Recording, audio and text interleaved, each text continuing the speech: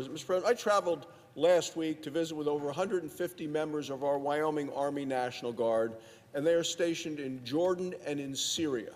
They're a long way from home, 9 time zones away from Wyoming, and they are there to keep our country safe and free. 1 year ago, our adversaries were growing bolder, stronger, and more aggressive. That was a year ago.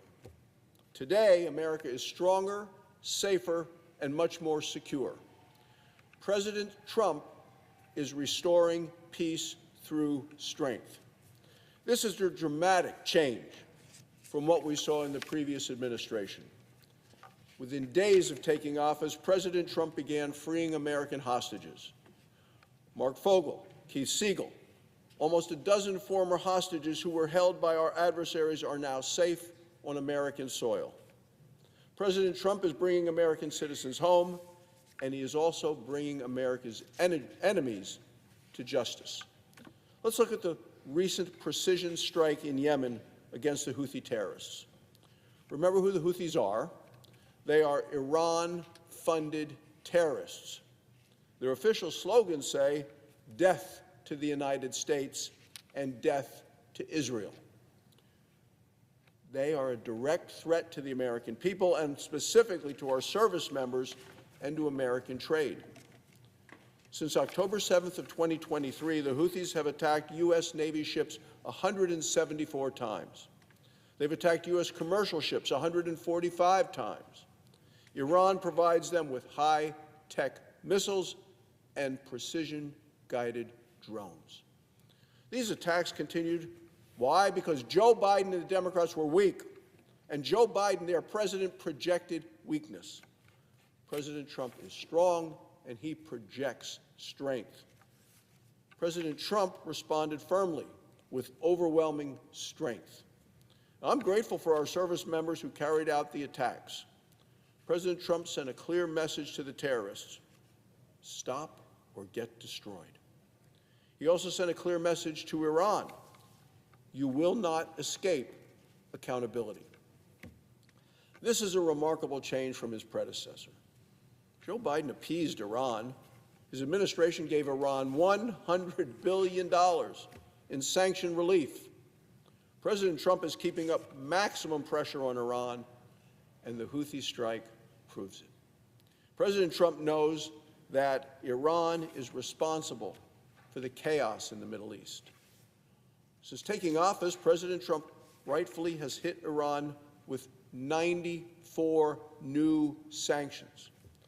President Trump also placed sanctions on Iran's so-called ghost fleet. Now, these are the oil smugglers who move Iranian oil to China. These sanctions against Iran help put communist China on notice. These fleets are moving Iran oil and selling it to China at a discount, making Iran richer and making China more powerful. Remember, 90% of Iran's exports of oil go to communist China. We saw a lot of it under the last administration.